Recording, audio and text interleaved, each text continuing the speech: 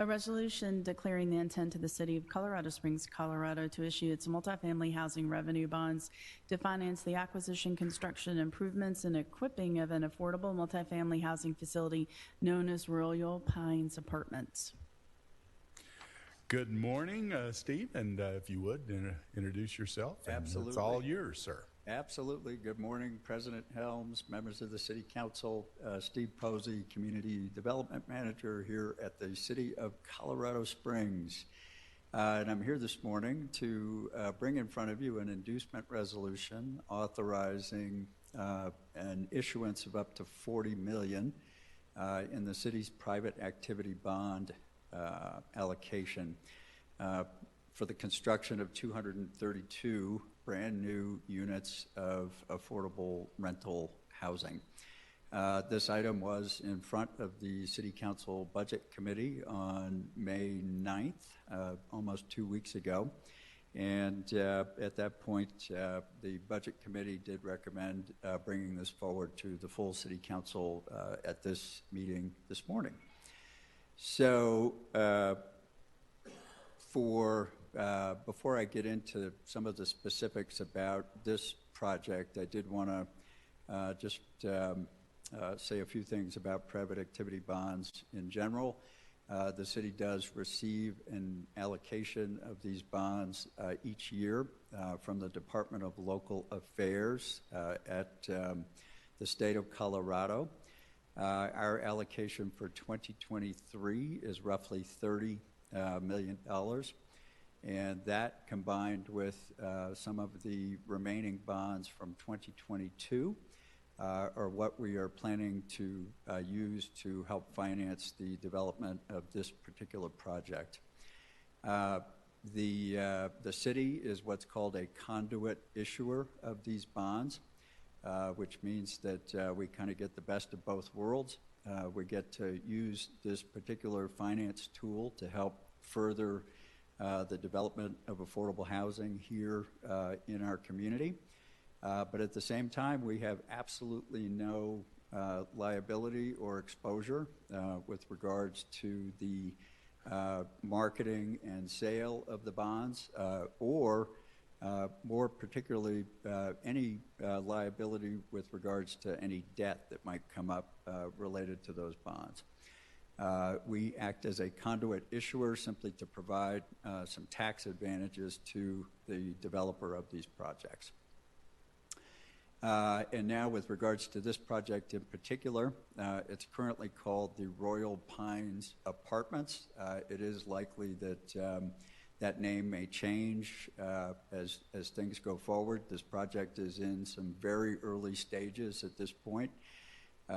It's located in Council District 2 there at the intersection of Powers and North Union. The current proposal and concept plan for this project is to build up to 232 units on this site. With all of the related parking and stormwater and every thing that will have to be included on the development. They will be mostly 1, 2, and 3 bedroom units. And then this developer is proposing to use something called income averaging, where they are able to have some number of very low income units offset by a few units that are actually up above 60% AMI, which is normally the high end on the rents for a deal like this. This project is very well aligned with Home COS that continues to be the city's affordable and attainable housing plan. Objective 2 of that plan is to increase the supply of affordable rentals across the community. And at 232 units, this project is one way to really hit it out of the park on a goal of new units for this coming year.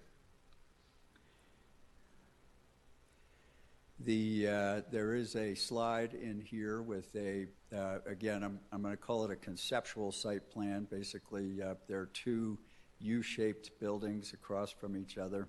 and then a small clubhouse down on the, I guess that would be the southwest corner of this site. This is a slide that gives you some information about the various sizes of the units and allows for some comparison between market rents in this area, the project rents that we are anticipating for this, and then finally citywide rents and what the averages are. And market rents up there in District 2, this is one part of the city that rents have been increasing substantially over the last year. A two-bedroom apartment, for instance,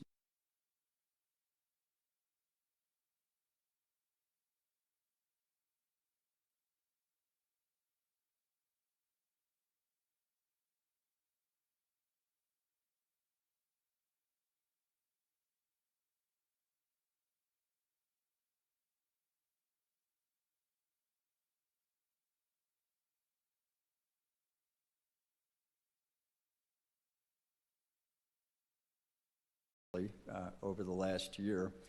A two-bedroom apartment, for instance,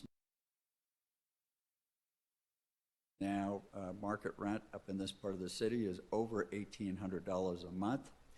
A two-bedroom unit in this project would rent for about $1,336 per month.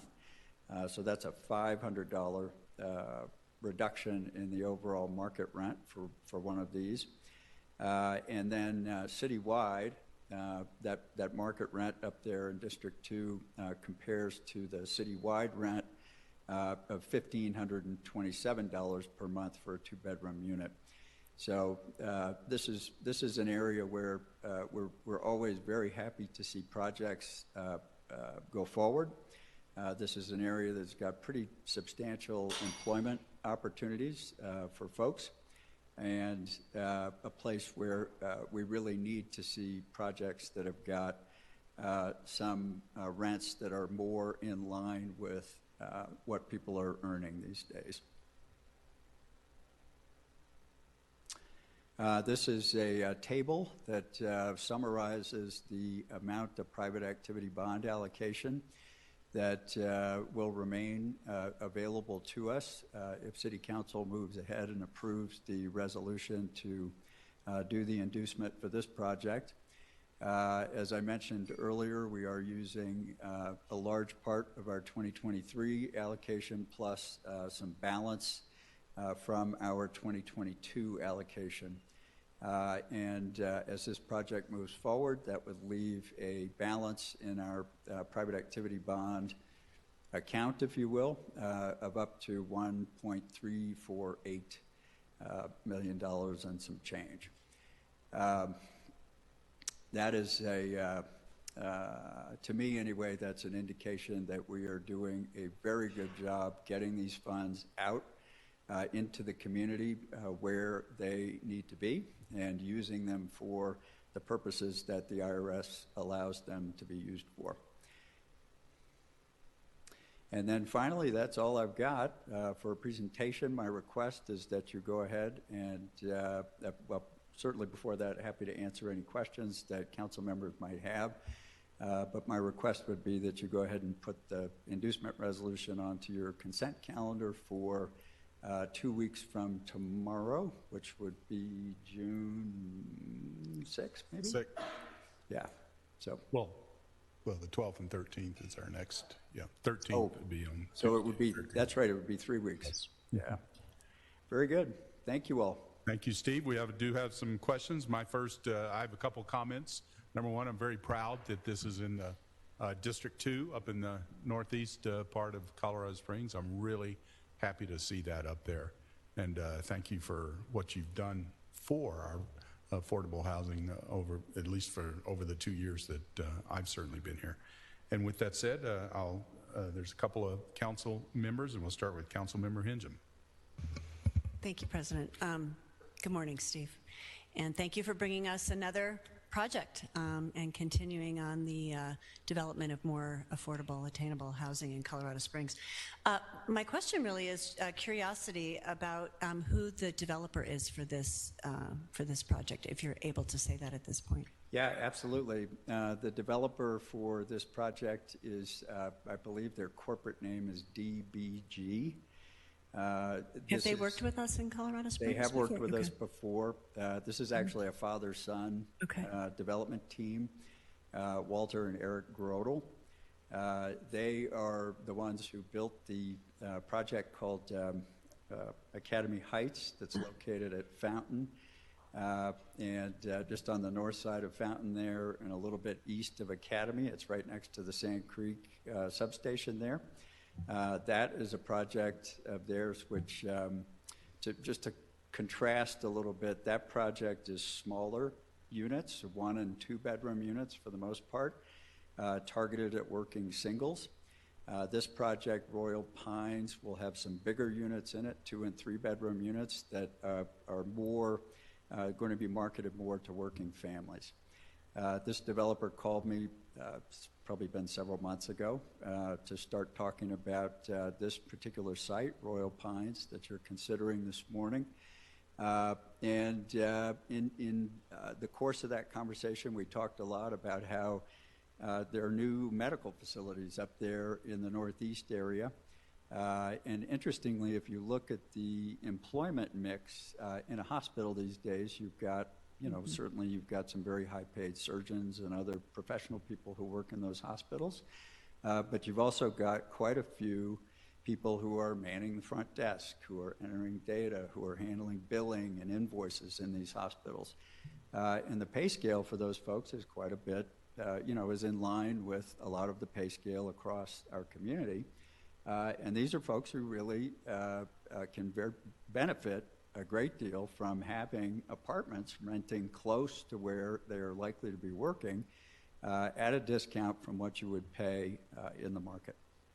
Yeah, great. Thank you. And this looks like maybe the biggest project we've had in a while, if I'm reading this chart correctly, or not necessarily? It's close. It's close. It's close. Okay. I mean, within maybe 10, 15 units. And in terms of the allocations for 2023, will this pretty much max us out? Or? That will pretty much max us out for 2023. Okay, great. Thank you very much, Steve. Yep. Thank you. Next up is Councilmember Tallarico. Thank you, President, and thank you, Steve. Quick question, that might not be a quick question. Wondering if it has been determined yet, I'm assuming the answer is no, how many of those units that are being built will be at that 30% versus the 60 or 70? And you said clearly that things are still changing, but... They are. It's pretty fluid. Now, without answering the 30% level specifically, I can say that if the developer wants to take the best advantage of the rebate and incentives that we have available, they're going to be trying to get as many as possible below 50%. Great. Because that's the cutoff in terms of those rebates for development fees, for impact charges from CSU and so forth. So they have great incentive to hopefully... Yep, they do. Quite a few at the 30%. Thank you. They absolutely do. All right, Steve, I don't see any other questions up here on the dais. Oh, yes, I do there. Councilmember Avila. Thank you, President Helms. Good to see you again, Steve. Yeah. So I do like to have these projects, especially dispersed throughout the city, so they're not all in one area. But you brought up Academy Heights. So what is a 2-bedroom at Academy Heights versus a 2-bedroom at Royal Pines? I think at Royal Pines you said 1,300 plus. Let's see. At Royal Pines would be right around 1,300. I don't know off the top of my head. Holly, do you? I would guess it's closer to the citywide rent. Closer to the citywide rent. Well, sorry, that area. I can't hear. Could you please come to the mic because the sound system and the recording system doesn't pick up the audience, if you don't mind? I don't know off the If you top would, of my introduce- sorry. Sorry, I'm Holly Robertson. Holly. I work in the Community Development Division for Steve on affordable housing projects. I don't know the official rent off the top of my head. That area would be closer to the citywide rent than the market rent that's listed on this side for a market rate unit of 2 bedrooms. Academy Heights specifically is probably actually pretty close to this project's 2-bedroom rents because it would be taking 60% of the city's AMI. So it wouldn't actually change based on the location, right? Actually, I think that I am remembering the rents at the Academy Heights project were closer to somewhere between $1,000 and $1,200 a month. Between, what was that again? $1,000 and $1,200 a month, somewhere in that range. All right. Thank you. I did, if I could, just add one more comment because, you know, just because we have exhausted our bond allocation, that does not mean that we will not have any other projects happening in 2023. The state does retain some amount of its own bond allocation. And if we are successful having some projects awarded through the tax credit system for Colorado Springs, there will be bonds at the state level that would allow those projects to proceed. Yeah, that's really important. I think that's very important. So, because obviously we have a half a year left. Exactly. So, Once again, I don't see any other questions or comments. So, thank you again, Steve. We really appreciate it. All right, and Sarah, if you'd read in 8 Bravo. A resolution approving an economic development agreement between the City of Colorado Springs and Project Verge. All right, and we got